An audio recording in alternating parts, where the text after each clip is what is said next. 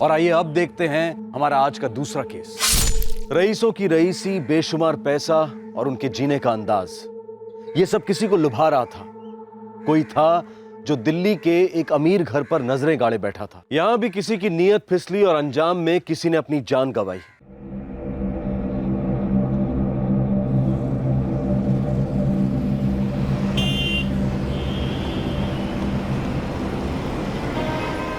दिल्ली में पैसे वालों की कमी नहीं है, बेशुमार पैसा है लोगों के पास।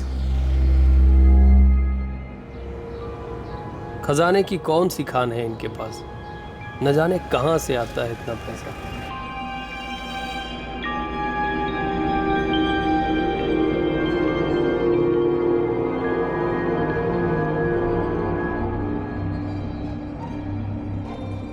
ये लो, जो चाहिए जब चाहिए खरीद सकते हैं, बस चाहने की देर है।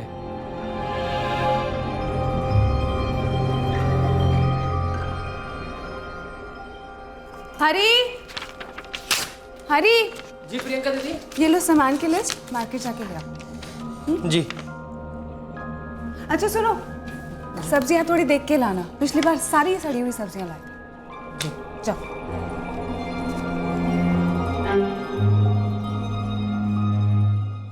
इनके बच्चे भी बचपन से उंगलियों पे दुनिया घुमाते हैं, कीमती खिलौनों से खेलते हैं, जिसे हम जैसा खरीदना तो दूर, छूने की भी नहीं सोच सकते।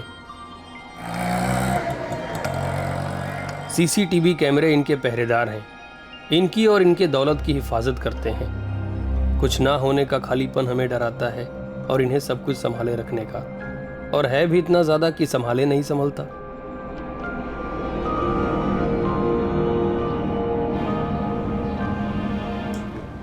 दूध, दाल, सब्जी के भाव कितने ही बढ़ जाएं, इन्हें कोई फर्क नहीं पड़ता।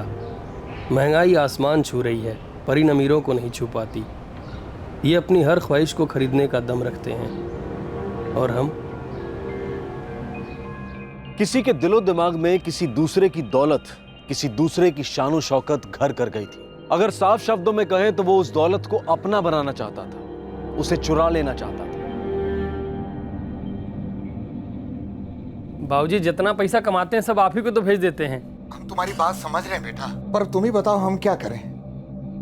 जानवी के लिए लड़का बहुत अच्छा मिला है, लोग भी बहुत अच्छे हैं, बिना दहेज के शादी को तैयार हो गए। पर तुम तो जानते हो ना बेटा, बाकी का खर्चा तो लड़की वालों को ही करना पड़ता ना शादी के लिए। अरे बाबूजी, अब आप लोगों के सुख सुविधा के लिए तो दिल्ली में आ बसे हैं। साल भर से काम कर रहे हैं, कोई दिन छुट्टी भी नहीं लिए। सारा तनख्वाह, दिवाली का बोनस सब तो भेज दिए हैं। अब आप ही बताइए और पैसा कहाँ से ले आए हम। तू अपनी मालकिन से बात करना, साल भर हो गया तुझे काम करते हुए उनके पास। बोल ना उनको तनख्वाह बढ़ाने को, और नहीं तो कम से कम उधारी पर देते बिना ब्याज के शादी के लिए। क्या फर्क पड़ेगा, बड़े लोग हैं वो। बड़े लोग तो हैं बाबूजी, पर किसी की मदद करने के लिए जेब नहीं दिल बड़ा होना चाहिए। और यहाँ तो सब्जी फल खरीदने जाते हैं तो 1-1 रुपए का हिसाब लेता है लोग। बाबूजी हमको नहीं लगता वो लोग मानेंगे। एक बार तो उन लोगों से पूछ कर तो देख, क्या पता हाँ ही कर दे। और तू कह भी तो रहा था तेरे काम से वो लोग बहुत खुश हैं। हाँ बाबूजी, कोशिश तो कर। देख मुश्किल की घड़ी है, इसलिए तुझ पे जोर दे रहे। रखते हैं।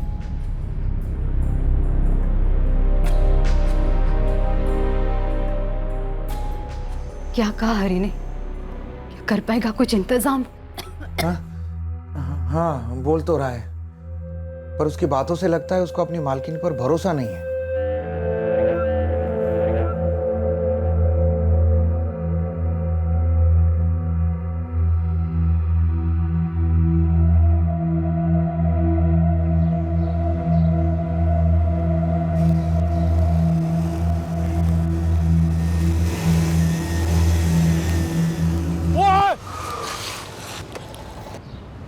देख के नहीं चल सकता क्या? नींद में है क्या?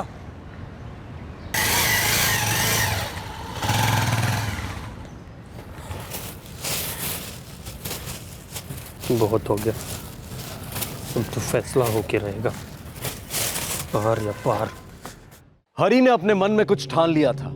उसे पैसों की सख्त जरूरत थी और उसकी ये जरूरत उसके मालिक और मालकिन ही पूरी कर सकते थे। वही हरी की पहली और आखिरी उम्मीद थी। पर क्या यह उम्मीद पूरी होने वाली थी?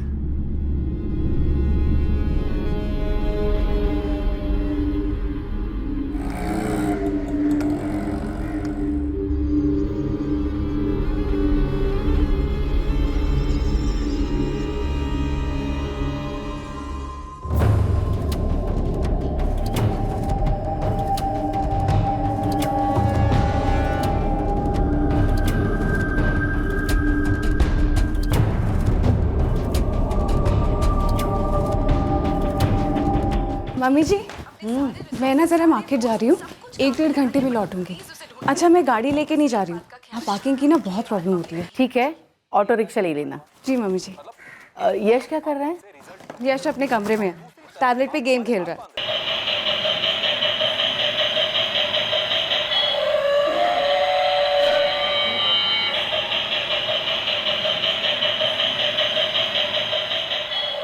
यश बेटा चलो कुछ खाते हैं। नहीं, चलो कुछ खा लेते हैं। जब आप पूजा करते हो तब मैं आपको डिस्टर्ब करता हूँ, नहीं ना तो आप मुझे डिस्टर्ब मत करो। ठीक है, आजकल के बच्चे भी ना।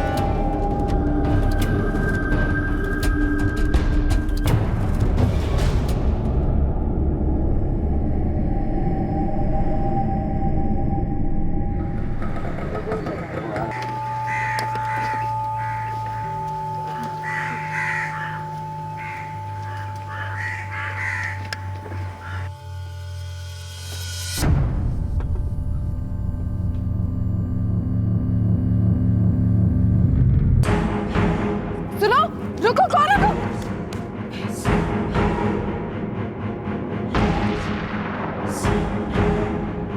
मम्मी जी, मम्मी जी, यश, यश, यश, यश, यश, यश,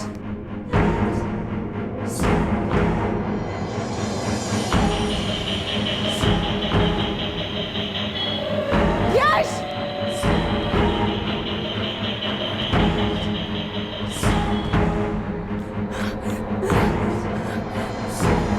क्या? प्रियंका भाभी आप घबराइए मत, मैं अभी निकल रहा हूँ। इसका फोन था जय? वहाँ प्रियंका भाभी का फोन था। वो कह रही थी कि कोई घर में घुस आया है और लक्ष्मी मासी का बहुत खून बह गया, वो घायल पड़ी हुई हैं।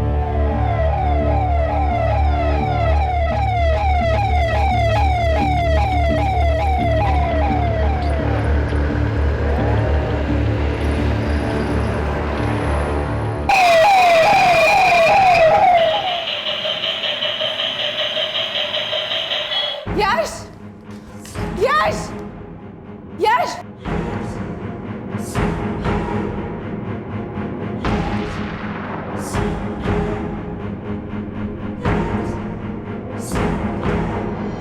यश, यश!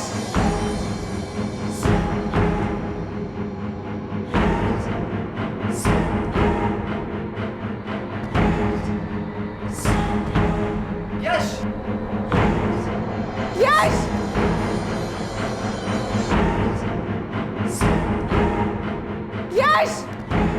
यश, यश।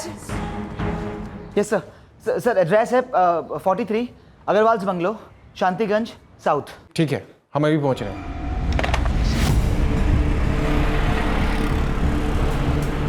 सक्सेना, फॉरेंसिक टीम को साइट पर बुलाओ।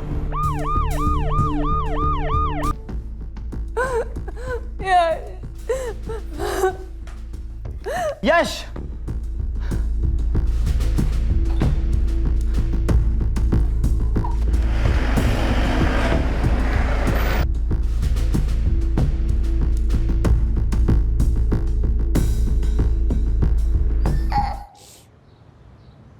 यश!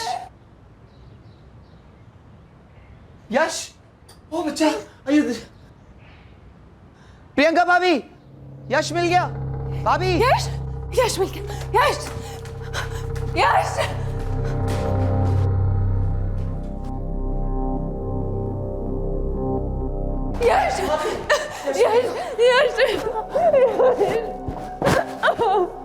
मेरा बच्चा।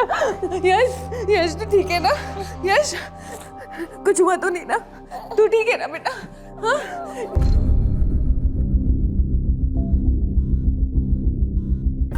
सर उनका नाम लक्ष्मी अग्रवाल है, वो मेरी मासी है, मेरी माँ की बड़ी बहन। सर वो बहुत बुरी तरीके से घायल हो गई थी, लेकिन उनकी सांसें चल रही थी।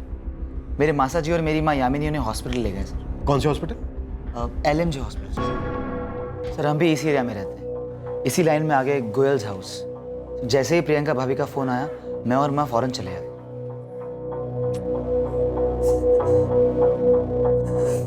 जब मैं मार्केट से वापस आई तो देखा एक आदमी दरवाजे से बाहर आ रहा था। इससे पहले मैं कुछ समझ पाती, वो दीवार कूद के भाग गया। मैं बहुत डर गई थी और मैं फौरन घर के अंदर दाखिल हुई और घर के अंदर आके देखा कि मम्मी जी उनके गले से। मैंने जय को और पापा जी को फोन किया। पापा जी ने एम्बुलेंस बुलाई। क्या घर का दरवाजा पहले से खुला था? जी। जब हम अंदर आए तो आप किसी यश को पुकार रहे थे। ये यश कौन है? मेरा बेटा। ये मम्मी जी के साथ घर पे ही था। बहुत ढूंढा इसे पर कहीं मिल ही नहीं रहा था। सर फिर ये बाथरूम में मिला। शायद उसी आदमी ने इसे बंद कर दिया था अंदर, जिसे भाभी ने भागते हुए देखा।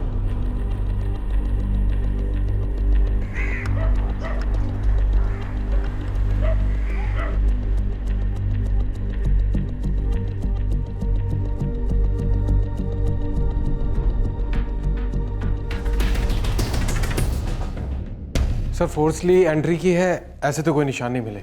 लक्ष्मी जी की बॉडी यहाँ मिली हॉल में और बच्चा बाथरूम में बंद था। सर हमलावर का इरादा लूट का था, क्योंकि ऊपर वाले कमरे का लॉकर तोड़ा गया है, तिजोरी खाली है। शायद चोरी करके भाग रहा होगा, तभी लक्ष्मी जी की नजर पड़ी होगी और चोर ने हमला कर दिया होगा और बच्चे को बाथरूम में बंद कर दिया होगा। फॉरेंसिक टीम कहाँ तक पहुंची? पहुंच रही है 10 मिनट में। सर इस पूरे बंगले में 2 CCTV कैमरे हैं और दोनों ही CCTV कैमरे मेन गेट पर हैं सर, लेकिन दोनों के वायर्स कटे हुए हैं। हमलावर ने दाखिल होने से पहले ही काट दिए होंगे।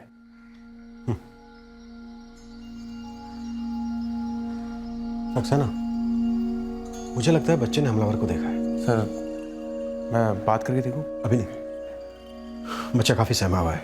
इस वक्त बात करना बच्चे के लिए ठीक नहीं होगा। ठीक है सर। सक्सेना, बड़े ताज्जुब की बात है, इतना बड़ा बंगला है, ना कोई सिक्योरिटी गार्ड है और ना ही कोई नौकर चाकर। इस एरिया में इससे पहले कभी कोई चोरी की छोटी सी भी वारदात नहीं हुई, इसलिए पापा जी और हमने कभी कोई सिक्योरिटी गार्ड रखना ज़रूरी नहीं समझा। सोचा जो कुछ CCTV कैमरास हैं वही काफ़ी है। जिसके वायर्स चोर ने घर में दाखिल होने से पहले ही काट दिए। वैसे CCTV का फुटेज कहाँ स्टोर होता है? ऊपर वाले कमरे में, पापा जी के कंप्यूटर से कनेक्टेड है। आपके ससुर काम क्या करते हैं? उनका गारमेंट्स का शोरूम है लाजपत नगर में। आपके घर में कोई नौकर चाकर नहीं है?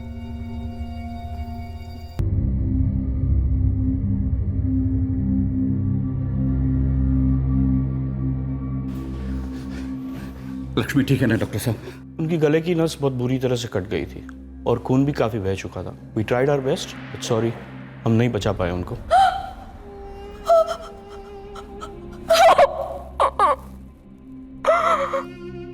एक नौकर था, हरी नाम था उसका।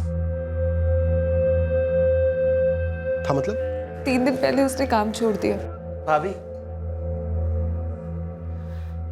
भाभी लक्ष्मी मासी नहीं रही। क्या? अभी अभी माँ का हॉस्पिटल से फोन आया था।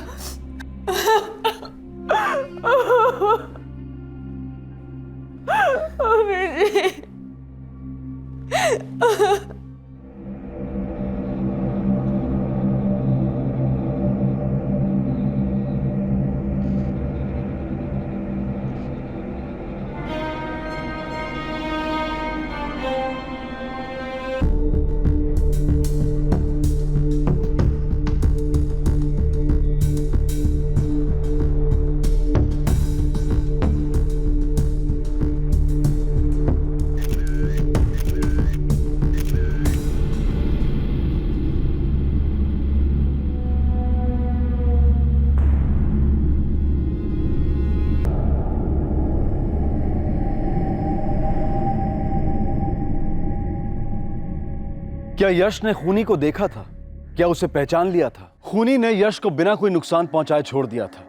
उसे शायद यकीन था कि यश ने उसे नहीं देखा। अब सवाल यह था कि क्या यश पुलिस को कातिल के बारे में कुछ बता पाएगा? हाँ सर, मैंने घर के सभी कमरे, दरवाजे और लॉकर अच्छी तरह से चेक करे। किसी पर भी किसी अनजान शख्स के फिंगरप्रिंट्स के निशान नहीं है। इसका मतलब है कि कातिल जरूर ग्लव्स पहनकर घर के अंदर दाखिल हुआ है। मतलब उसने अपनी आइडेंटिटी छुपाने की पूरी प्लानिंग की थी।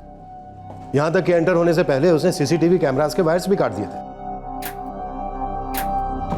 सर, दोनों कैमरे की 13 अप्रैल की फुटेज स्कैन की। सर, वायर काट दिए गए थे, इसलिए जो एंट्रेंस के अंदर वाला कैमरा था उसमें कुछ रिकॉर्ड नहीं हुआ। लेकिन सर, जो बाहर दूसरा कैमरा था उसमें एक हेलमेट पहना आदमी नजर आ रहा है। सर, यही दूसरे कैमरे की सीडी लगाओ। सर, एंट्रेंस डोर पे आने से पहले वायर काट दिए गए थे, तो इस कैमरे में तो कुछ रिकॉर्ड नहीं हुआ।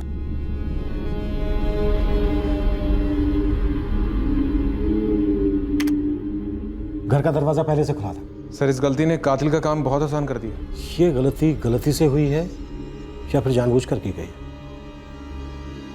कभी कभी बड़े बड़े घरों में बड़े राज छुपे होते हैं। अपने खबरों से कहो कि अग्रवाल फैमिली की पूरी हिस्ट्री निकाले। क्या सर?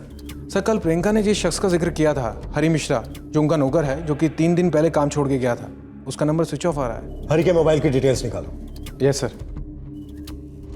सक्सेना, ये इत्तेफाक तो नहीं हो सकता। घर का नौकर काम छोड़ता है और उसके काम छोड़ने के कुछ दिन बाद ही ये हादसा हो जाता है। हरी के नौकरी छोड़ने की वजह और इस वारदात के बीच कहीं कोई कनेक्शन तो नहीं है?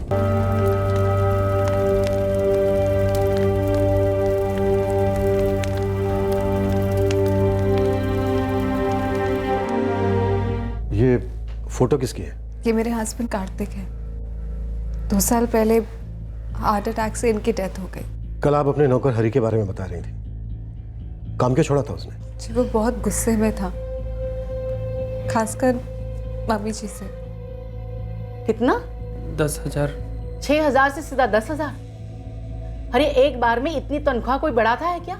माँ जी, हमारे बहन की शादी है और आप तो जानती हैं शादी में कितना खर्चा आता है। हर घर में शादी होती, ये कोई वजह है पगार बढ़ाने की? आज तुम्हारी बहन की शादी, कल को तुम्हारी होगी, तुम फिर कहोगे पगार बढ़ाओ। नहीं माँ जी, माँ कसम, बस इस बार हमारा पैसा बढ़ा दीजिए। हम पूरे साल पैसा बढ़ाने का नाम नहीं लेंगे। माँ जी, वो 6,000 रुपये में हमारा गुजारा हो नहीं पाता है और हम खाना बनाते हैं, झाड़ू बर्तन करते हैं, कपड़ा धोते हैं, बाहर से सामान भी लाते हैं, तो इस हिसाब से 6,000 बहुत कम है। तुम मुझे काम गिनवा रहे हो? मैं गिनवाऊं? तुम यहाँ पे रहते हो, खाते पीते हो, उसके कम से कम 8 से 10,000 लगते हैं, ऊपर से 6,000 की पगार, कुल मिला के 15,000 खर्च होते तुम पर। मैंने कभी गिनवाए? माँ जी, बहुत ज़रूरत है हमको, जिम्मेदारी है हमारे कंधे पे। तुम्हारी जिम्मेदारियां उठाने का ठेका मैंने नहीं लेके रखा है, ये गलत बात है हरी। अच्छा माँ जी, आप हमारा तनख्वाह मत बढ़ाइए, बस हमको 6 महीने का तनख्वाह एडवांस दे दीजिए, हमारे बहन की शादी हो जाएगी। बात वही हो गई ना, कान यहाँ से पकड़ो या वहां से। देखो, तुम्हें हर महीने में 1 तारीख को तुम्हारी तनख्वाह मिल जाती है ना जी। आइंदा से तनख्वाह बढ़ाने की या एडवांस की बात नहीं करना। जाओ अपना काम करो। दीदी, आप भी माँ जी से बात कीजिए ना। मम्मी जी से? ना पापा ना, मैं बात नहीं कर सकती। दीदी, हम बहुत परेशान हैं, आप ही हमारी मदद कर सकती हैं। हरी, मैं तुम्हारी कोई मदद नहीं कर सकती। तुम जानते हो ना मम्मी जी को, मम्मी जी ने जो एक बार ठान लिया सो ठान लिया। साहब, हम कह रहे थे कि हमारा तनख्वाह बढ़ा दीजिए। हरी, सुबह हमारी बात हो गई ना, फिर साहब को परेशान क्यों कर रहे हो? माफ़ कीजिएगा माँ जी, पर हम बहुत परेशान हैं, हमको पैसे की बहुत ज़रूरत है। साहब हम हाथ जोड़ रहे हैं, अब आप कुछ कीजिए। अरे ये सब नाटक मत कर, लक्ष्मी ने जो कह दिया वो सही है। हाँ साहब, पर हम माँ जी से बात किए थे, वो समझी नहीं रही हैं। ये सब रोने धोने का नाटक मेरे सामने बंद कर। तू क्या समझता है ये सब करके लक्ष्मी के खिलाफ तू मुझे भड़का लेगा? हमारी इतनी औकात कहाँ साहब, हम तो बस हाथ जोड़ के विनती कर रहे हैं कि हमारा पैसा बढ़ा दीजिए। बस हो गया हरी, जाओ यहाँ से। माँ जी, ये गलत है, हम साल भर से आपकी सेवा कर रहे हैं, मर मर के काम करते हैं, कोई दिन छुट्टी भी नहीं लिए, और आज थोड़ा सा पैसा बढ़ाने का नाम लिए तो आप लोगों को लगा एक दूसरे के खिलाफ भड़का रहे हैं। आवाज नीचे। तुम्हें एक बार कहा ना कि पगार नहीं बढ़ेगी। हाँ, तो हमको भी यहाँ काम नहीं करना है, जा रहे हैं हम यहाँ से। तुझे जाना है ना, जा। किसने रोका है तुझे? लोग काम पाने के लिए तरसते हैं, तेरे पास तो अच्छा खासा काम भी है, फिर भी तुझे समझ में नहीं आ रहा है। और क्या चाहिए तुझे? सब कुछ तो है यहाँ पे, फिर भी तू नाटक करके और ज्यादा पैसा ऐंठने की कोशिश कर रहा है। पैसा ऐंठने की कोशिश?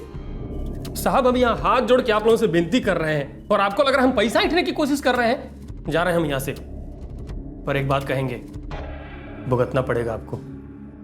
अपने कंजूसी का, अपने घमंड का बहुत भारी कीमत चुकाएंगे आप। जाओ, दफा हो जाओ यहाँ से।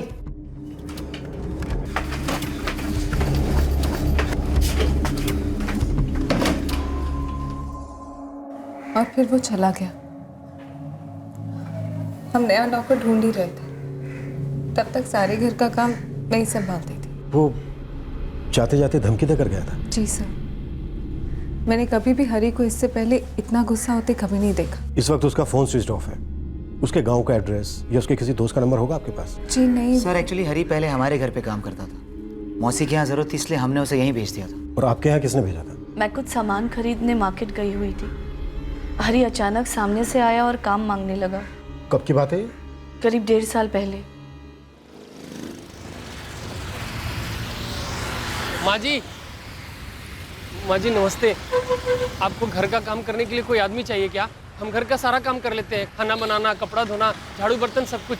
तुम्हारा नाम क्या है? हमारा नाम हरी मिश्रा है। हम यूपी के रहने वाले हैं। माँ जी हम बहुत ईमानदारी से काम करेंगे।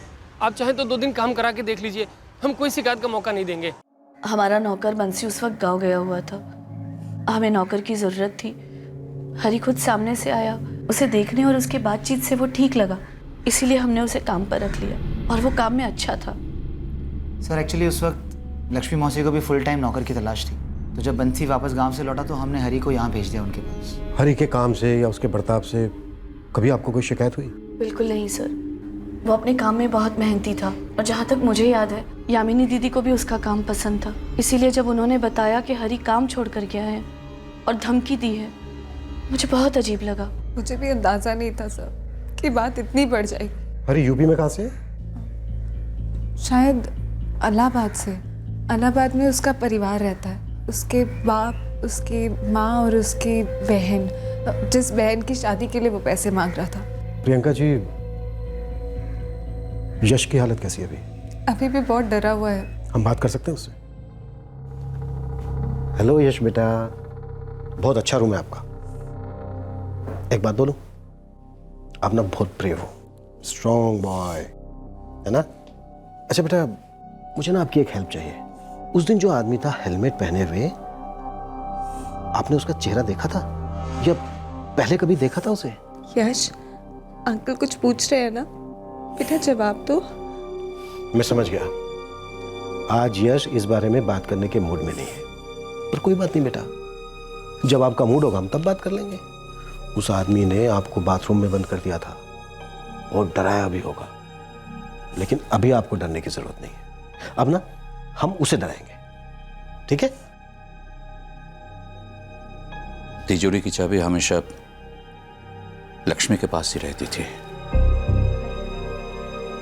वही देखती थी सब कुछ, उसी का तो था ये सब। अब अगर ज्वेलरी सब मिल भी गया तो क्या फायदा? लेकिन ये हमारे लिए जानना बहुत जरूरी है। कुछ तो अंदाजा होगा आपको कि लॉकर में कितना कैश था, कितनी ज्वेलरी थी? करीब 10-15 लाख की ज्वेलरी थी और 5 लाख के आसपास कैश था। सर, हरी ने जो सिम कार्ड खरीदा था उस पे एड्रेस लक्ष्मी अग्रवाल के घर का ही है। हमने प्रियंका से ही बात की, उनको कहना है कि वो फ़ोन उन्होंने हरी को खरीद के दिया था और जिस दिन वो काम छोड़ के गया वो फ़ोन भी अपने साथ ले गया था। हरी के कॉल रिकॉर्ड से कुछ पता चला? सर, पिछले 1 महीने की फ़ोन रिकॉर्ड्स में हरी ने सबसे ज़्यादा बातें इलाहाबाद में अपने पिता ओम प्रकाश मिश्रा से की हैं। हरी अपनी बहन की शादी को लेकर बहुत टेंशन में था, हो सकता है वो पैसे लेकर वहीं भाग गया। हरी के पिता को फ़ोन मत करना, अचानक जा पहुंचेंगे, हो सकता है हरी हमें वहीं मिल जाए। सर, ज्वेलरी भी चोरी हुई है और हरी को पैसे की ज़रूरत थी। अगर हरी गाँव नहीं गया और यहीं पे है तो वो ज्वेलरी बेचने की कोशिश ज़रूर करेगा। अपने खबरियों से कहो कि जो ज्वेलर्स लूट के माल में डील करते हैं उन पर नजर रखें। Yes sir. मुझे लगता है कि यश खूनी को अच्छी तरह से पहचानता है, तभी वो इतना ज्यादा डरा हुआ है, कुछ बोल नहीं पा रहा। ये केस जितना सिंपल लग रहा है ना, उतना है नहीं। अगर हरी इसमें इन्वॉल्व है तो वो अकेला नहीं है, कोई और भी है जिसने उसका साथ दिया।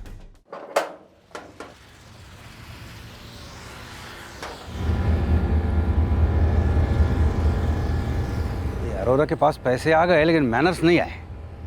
क्या तरीका है ये? मेरा ही गेट मिलता है इन लोगों को पार्किंग करने के लिए। अरे बिमला।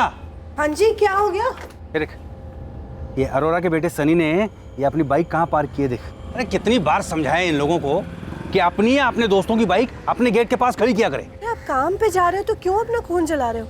शांति से जाओ ना। हाँ लेकिन लक्ष्मण है ना, तो बोल देना उसको बाइक यहाँ से हटाने को। जी मैं बोल दूंगी, चिंता मत कीजिए।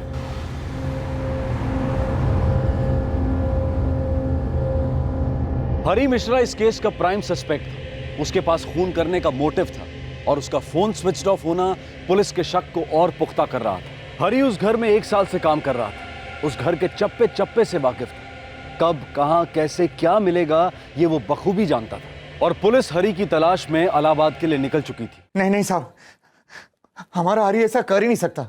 हम अपने बेटे को अच्छी तरह से जानते हैं। इतनी अच्छी तरह से जानते हो तो फिर ये भी जानते होगे कि हरी इस वक्त कहाँ है। 4 दिन से उससे हमारी कोई बात नहीं हुई है। उसका फोन भी बंद है। हमें तो आपसे ही पता चला कि उसने नौकरी छोड़ दी। हमने तो सोचा था कि जानवी की शादी के लिए कैसे भी करके पैसा इकट्ठा करके ही रहेगा। शायद आपके बेटे हरी ने भी ऐसा ही सोचा। जब उधार मांगने पर उसकी मालकिन ने उसे पैसे नहीं दिए तो उसने नौकरी छोड़ दी। अपनी मालकिन का खून करके 10 से 15 लाख के जेवर और 4 से 5 लाख रुपए कैश लेकर फरार हो गया। नहीं नहीं साहब, हमारा हरी ऐसा नहीं कर सकता।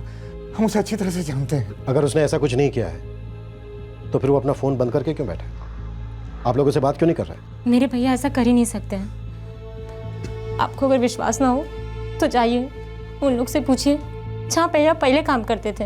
हरी जिस हालात में था, क्राइम का खाता अक्सर ऐसे ही हालातों में खुलता है। किसी चीज के ना मिल पाने का मलाल पता नहीं कब आक्रोश बनकर फट पड़ता है। इंसान वो कर बैठता है जो उसे नहीं करना चाहिए था। इस बीच हरी अगर आप लोगों से कांटेक्ट करता है तो कुछ भी छुपाइएगा नहीं, तुरंत हमें बताइए।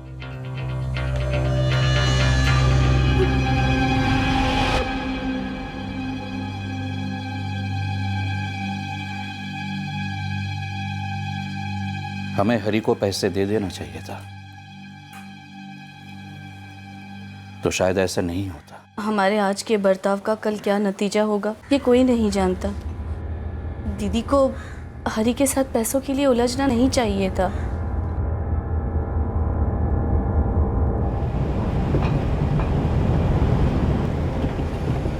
पर बिमला, तूने लक्ष्मण से कहा नहीं बाइक यहाँ से हटाने को?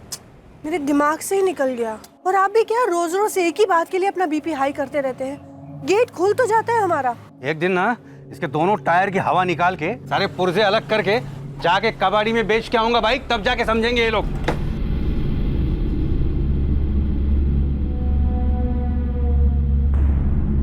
साहब, अग्रवाल फैमिली का पूरा पोस्टमार्टम किया। अंदर कोई लफड़ा दिखा नहीं। बड़ा कारोबार है, कपड़े का इंपोर्ट एक्सपोर्ट भी करते हैं। सर 2 साल पहले इस फैमिली को एक झटका लगा था जब प्रियंका का पति कार्तिक सीधे ऊपर एक्सपोर्ट हो गया था। मौत की वजह?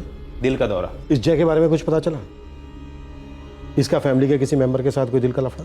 सर अभी तक तो कोई इन्फॉर्मेशन मुझे नहीं मिली है। खूनी ने बच्चे को सिर्फ डराया, उसे मारा नहीं, जबकि वो अच्छी तरह से जानता था कि बच्चा विटनेस हो सकता है। अब इतना दयालु तो वो था नहीं। मुझे तो कुछ ऐसा नहीं लग रहा है। नहीं, फिर भी मैं एक बार और पोस्टमार्टम करूंगा और जहां मुझे कुछ पता चला मैं आपको सीधे मिस कॉल कर दूंगा। यश बेटा,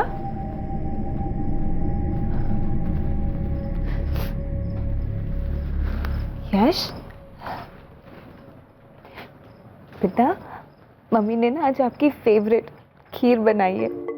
खीर खाओगे ना?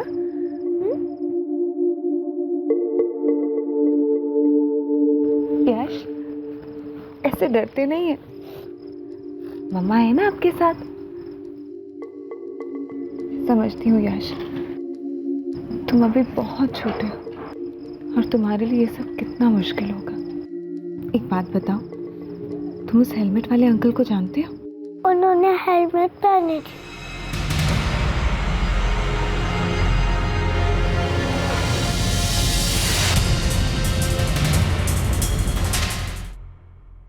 कोई बात नहीं, तुम्हें कुछ भी याद रखने की जरूरत ही नहीं है। सब भूल जाओ।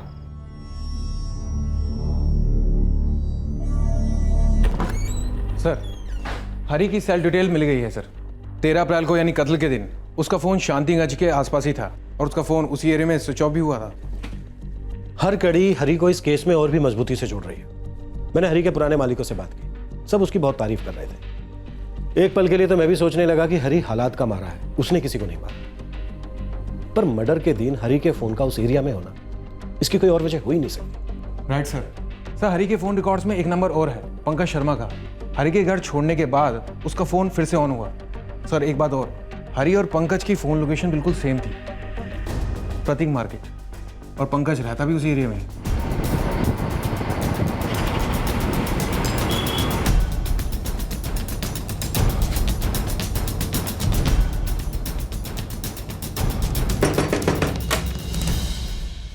जी पंकज। जी साहब।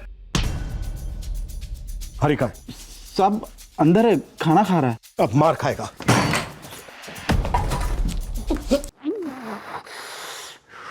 13 अप्रैल 2015, शांतिगंज साउथ, अग्रवाल फैमिली के घर के पास।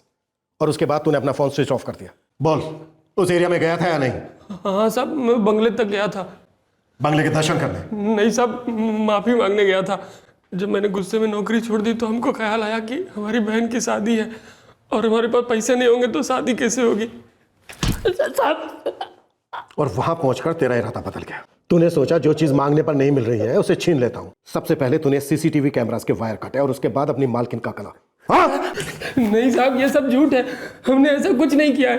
हमको तो कोई तार वार काटना आता ही नहीं है साहब। हम माजी से बहुत नाराज थे, हमने उनको बहुत कोसा भी, और उनको मारने का हम सोच भी नहीं सकते। सोडे। जी साहब।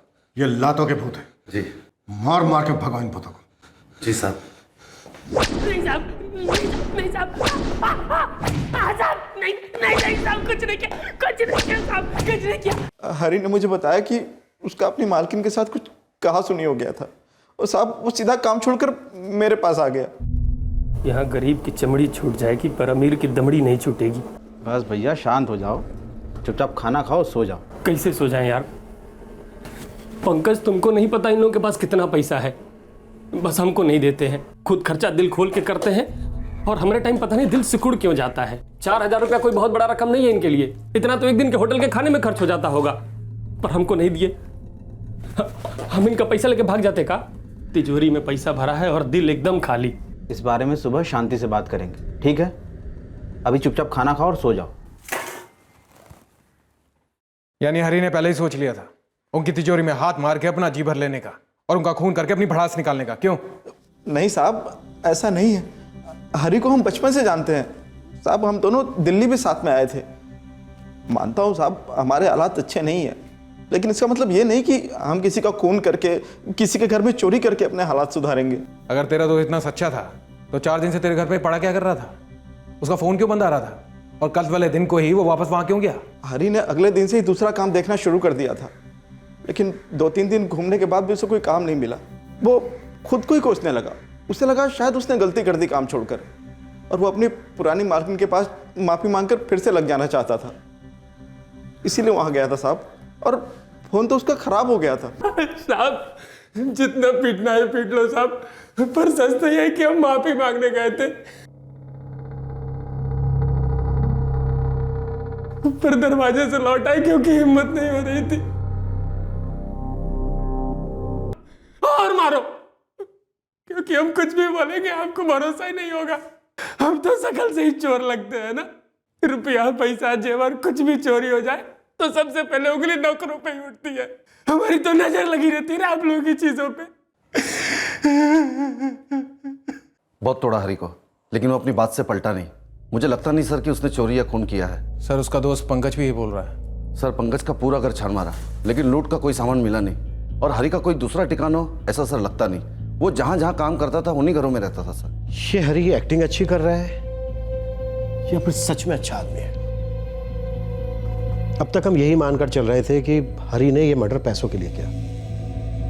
अगर हरी बेकसूर है तो ये भी हो सकता है कि ये मर्डर पैसों के लिए नहीं बल्कि किसी दूसरे मकसद के लिए किया गया। सर कहीं हरी और लक्ष्मी के बीच हुई गर्मा गर्मी में कोई तीसरा अपनी रोटी सेक गया हो सकता है उसे फंसाया गया हो, या उसका बैड लक कि वो गलत टाइम पे गलत जगह मौजूद था। क्या हरी को इस केस में फंसाया गया था? और अगर ऐसा था तो कातिल का मकसद क्या सिर्फ लूट ही था या कुछ और? काफी पूछताछ के बाद भी हरी यही कहता रहा कि वो निर्दोष है, और पुलिस के पास भी उसके खिलाफ कोई सबूत नहीं थे, सिवाय इसके कि कत्ल के दिन वो लक्ष्मी अग्रवाल के घर के आसपास ही था। क्या ये महज एक इत्तेफाक था? क्या कातिल हरि नहीं कोई और था? जल्द ही बहुत ही अजीबोगरीब ढंग से इन रहस्यों पर से पर्दा उठा। मिस्टर अरोरा, आप अपने बेटे को समझाते क्यों नहीं है? वो और उसके दोस्त हमेशा मेरे गेट के सामने ही बाइक क्यों पार्क करते हैं? मिस्टर सिंह, आप बेकार में बात बढ़ा रहे हैं। ना सन्नी ना उसका कोई दोस्त आपके घर के सामने गाड़ी पार्क करता है। तो ये किसकी बाइक है? अरे जरा पूछो अपने बेटे से, किसकी बाइक है ये? क्या हुआ पापा? बेटा, ये बाइक तुम्हारे किसी दोस्त की है? नहीं पापा, ये बाइक तो पिछले 2 दिन से यहाँ खड़ी है। मुझे लगा इनके यहाँ कोई रिलेटिव आया होगा। ये जरूर तुम्हारे ही किसी दोस्त ने पार्क की है और चला गया यहाँ से। अंकल, मेरा कोई दोस्त ना बिना नंबर प्लेट के बाइक नहीं चलाता।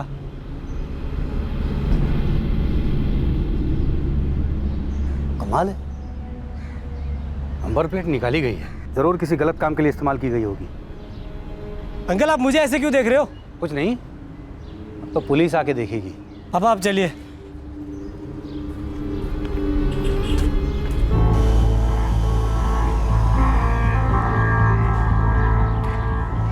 ये रही वो बाइक।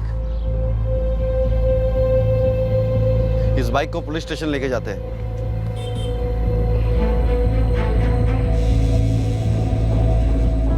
पापा, ये सिंह अंकल तो बिल्कुल पागल है। इसने तो सच में पुलिस बुला ली। ये बाइक कब से यहाँ पे खड़ा है? पिछले 3-4 दिन से। पहले मुझे लगा कि ये सामने वाले अरोरा की होगी, लेकिन वो तो मना कर रहे हैं। शांतिकुंज साउथ में एक बंगले के बाहर बाइक पड़ी थी, जो लक्ष्मी अग्रवाल के घर के काफी नजदीक है। कातिल ने हेलमेट पहना हुआ था। आरटीओ से पता करो ये बाइक किसके नाम पर रजिस्टर्ड है। सर, ऑलरेडी कांस्टेबल भेज दिया गया है आरटीओ में, अभी पता चल जाएगा। गुड।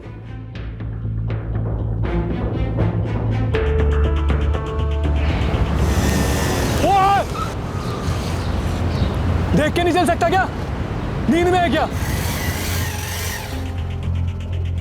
बिना नंबर प्लेट की इस लावारिस बाइक ने मानो इस केस की इन्वेस्टिगेशन को रफ्तार दे दी। जब बाइक की डिटेल्स आई तो पुलिस को इस लूट और मर्डर केस में एक अहम ब्रेक थ्रू मिला। सर, आरटीओ से डिटेल मिल गई है। बाइक किसी सागर खंडेलवाल के नाम पे रजिस्टर्ड है, शांतिगंज में रहता है।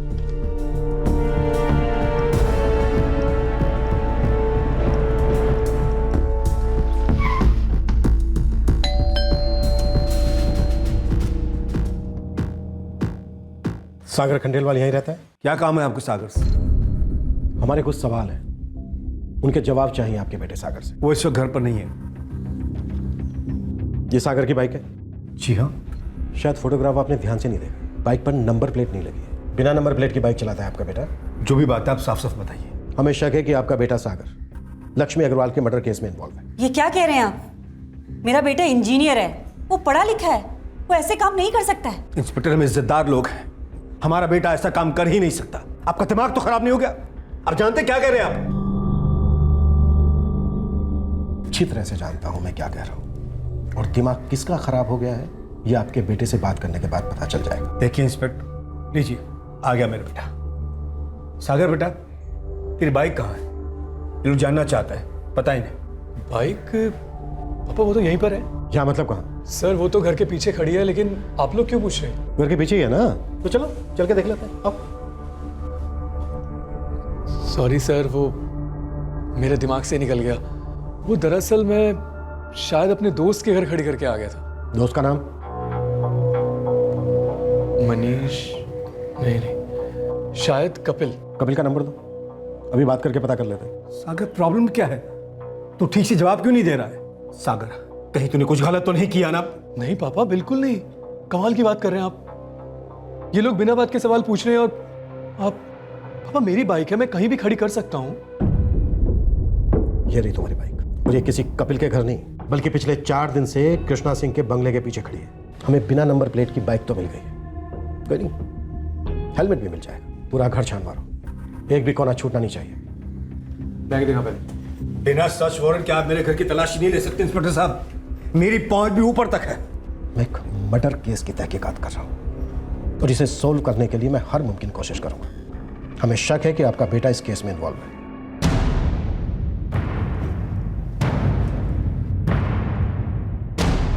सर, ये नंबर प्लेट्स और हेलमेट मिला है।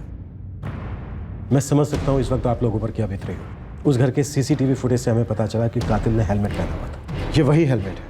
आपके बेटे की बाइक का बिना नंबर प्लेट के मिलना और इसके पास से इतने सारे पैसे मिलना, इन सब बातों से यह साबित होता है कि आपका बेटा सागर लक्ष्मी अग्रवाल मर्डर केस में इन्वॉल्व है। चल। क्या? हाँ, पुलिस ने सागर खंडेलवाल को गिरफ्तार किया है। कब? आज सुबह। उसकी बाइक मिली है, इसी एरिया में किसी बंगले के बाहर पार्क थी। अच्छा ठीक है, मैं बाद में बात करता हूँ। या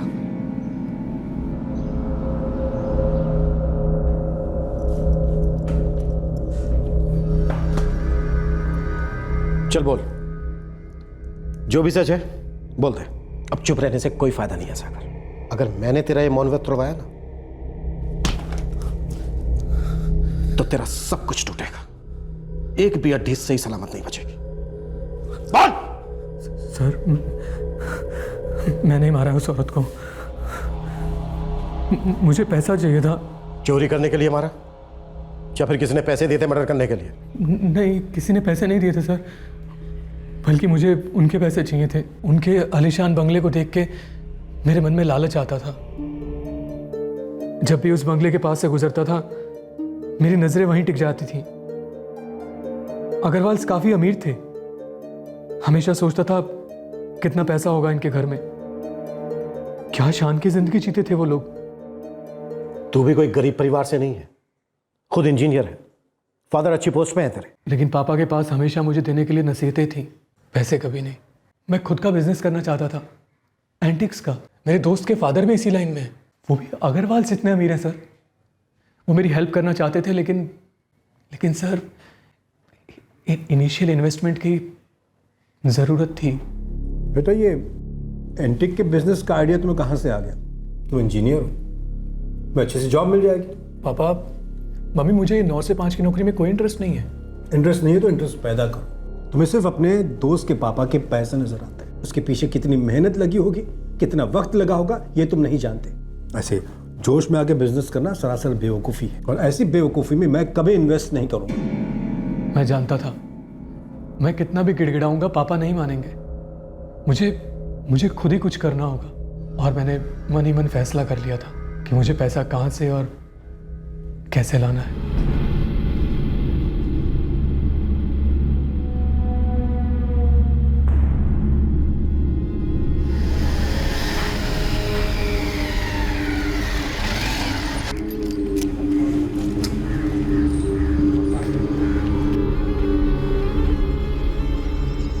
घर का एक नक्शा मेरे दिमाग में छपा हुआ था। मैं जानता था सीसीटीवी कैमरास कितने हैं और कहाँ हैं, और ये भी जानता था कि सिक्योरिटी नहीं है, सिर्फ एक नौकर है।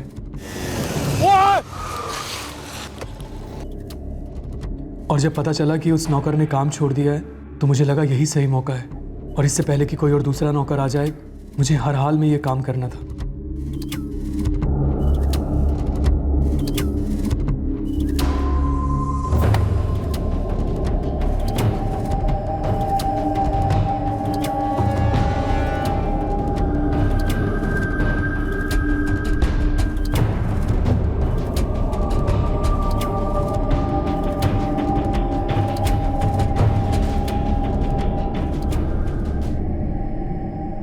तू पहले कभी उस घर में गया था? तिजोरी कहाँ है ये तुझे पहले से पता था? नहीं, लेकिन इतने बड़े घर में तिजोरी होगी ये तो पता था, और उस तिजोरी में रुपया, जेवर, ये सब होगा ये भी पता था। बस सर ये अंदाजा नहीं था कि वो औरत वहीं बाहर के कमरे में बैठी होगी। कौन हो तुम और अंदर कैसे आ गए? सर मेरा इरादा किसी को मारने का नहीं था। इसीलिए चाकू लेकर गया था? वो तो सेफ्टी के लिए लेकर गया था सर, मैं किसी को मारना नहीं चाहता था। तू किसी भी तरह से पैसे हासिल करना चाहता था। उस वक्त तेरे और पैसों के बीच में जो भी आता तू उसे मार डालता, जो कि तूने किया। नहीं सर, मुझे लगा वो औरत चिल्लाएगी तो मेरे बिजनेस का सारा प्लान खराब हो जाएगा। मैंने बच्चे को कुछ नहीं किया, सिर्फ डराया। मैंने बच्चे को कोई चोट नहीं पहुंचाई सर। मैं तो बस ये चाहता था कि वो चुप रहे और मैं पैसा लेके आसानी से भाग सकूं।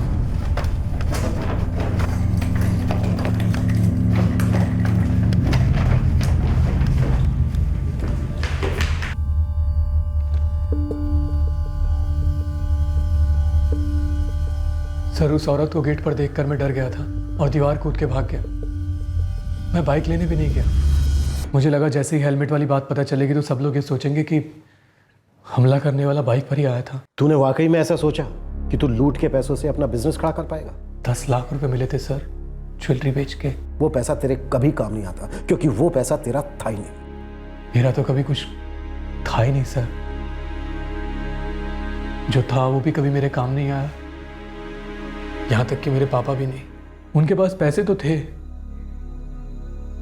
लेकिन मेरे लिए कुछ नहीं था। खुद पे तरस खाना, बहाने बनाना बंद कर सागर। अगर तेरे फादर तेरा सपोर्ट नहीं कर रहे थे तो खुद मेहनत करके अपना बिजनेस खड़ा करता और दिखाता उनको एक सक्सेसफुल बिजनेसमैन बनकर। डकैती और खून के पैसों से आदमी बिजनेसमैन नहीं बनता है, मुजरिम बनता है, जैसे कि तू बना, एक अपराधी, एक हत्यारा।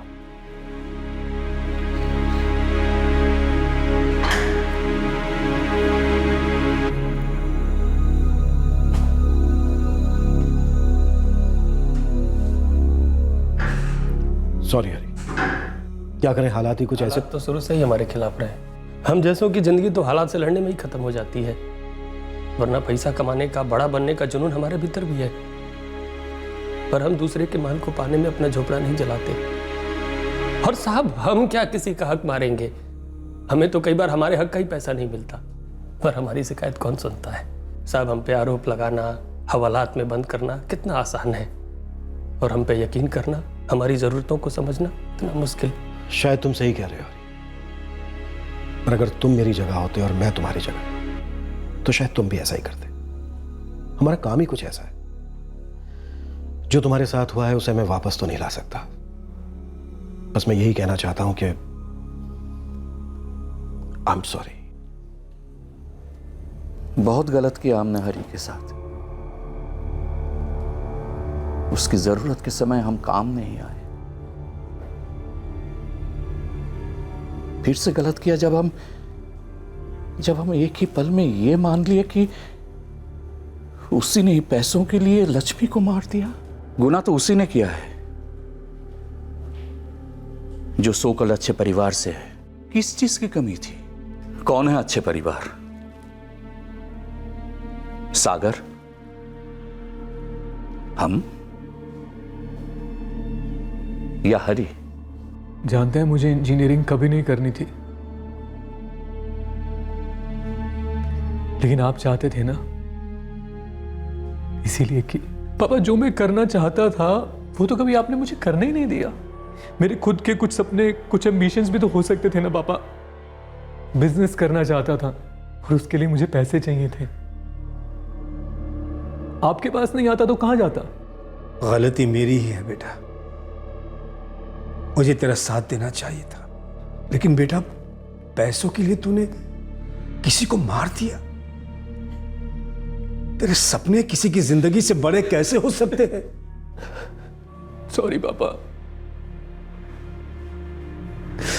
मुझसे बहुत बड़ी गलती हो गई। पापा, माँ, मेरे दिमाग में गंद घुस गया था। मैं सब कुछ साफ साफ देखते हुए भी कुछ देख नहीं पा रहा था, और अपने ही हाथों अपनी जिंदगी खराब कर ली मैंने।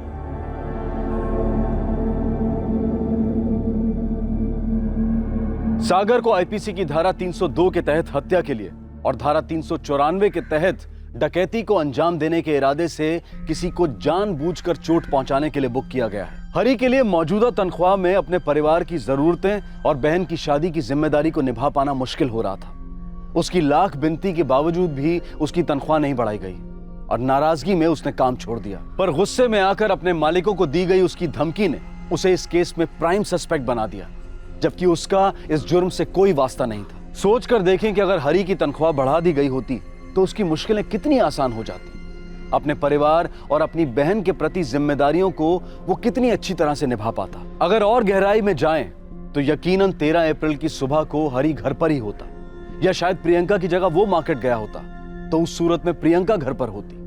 अगर ऐसा कुछ भी हुआ होता तो शायद सागर अपने मंसूबों को आगे बढ़ाने की हिम्मत ही ना करता। यूं होता तो क्या होता? आप कहेंगे कि यह सिर्फ एक ख्याल है मन को बहलाने का। आप में से कई ये दलील भी देंगे कि जो होना होता है वो तो होकर ही रहता है, लेकिन हकीकत और संभावना के बीच का पुल एक काश के धागे से जुड़ा होता है, और इस काश के अंदर न जाने कितनी आहें, कितने अफसोस कैद होते हैं। काश ऐसा किया होता या काश ऐसा ना किया होता, इंसान अपनी हर चूक, अपने हर गलत फैसले पर इन लफ्जों को अपनी जुबान पर लाता है। काश सागर के पिता ने उसे समझाने की कोशिश की होती, उस पर अपनी सोच, अपने फैसलों को थोपने की कोशिश न की होती, बल्कि उसकी मदद की होती। और जरूरी नहीं कि वो मदद आर्थिक रूप से होती, कम से कम उसे यह दिलासा दिया होता कि वो अपने बेटे के साथ हैं, तो शायद एक बुजुर्ग की जान बच जाती और एक युवा का भविष्य बर्बाद ना होता। काश के सागर ने भी अपने सपनों को साकार करने के लिए लूट और हत्या के आत्मघाती माध्यम को न चुना होता, बल्कि अपनी प्रॉब्लम्स को सॉल्व करने के लिए कोई प्रैक्टिकल और सकारात्मक रवैया अपनाया होता। काश के उस धनी परिवार के बुजुर्ग ये समझते कि अगर वो अपने नौकर को कुछ सुविधाएं दे रहे हैं तो वो कोई बड़ा एहसान नहीं कर रहे।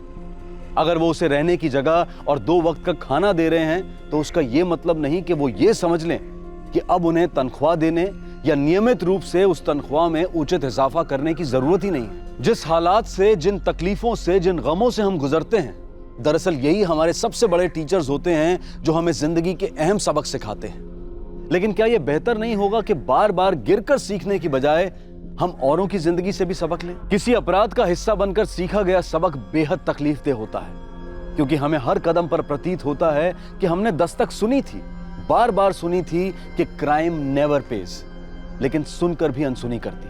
हम उम्मीद करते हैं कि आप दूसरों के साथ हुए हादसों से सबक लेकर अपनी जिंदगी को गलत सोच, गलत संगत और गलत आदतों से दूर रखेंगे, और तभी इस कार्यक्रम के माध्यम से किया गया हमारा प्रयास सार्थक होगा।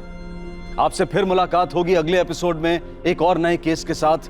तब तक सतर्क रहें, सुरक्षित रहें और देखते रहें क्राइम पेट्रोल सतर्क। सबक एक को, सीख हम सबको। जय हिंद। ऐसे और भी मजेदार वीडियो के लिए हमारे चैनल को लाइक, शेयर और सब्सक्राइब करें।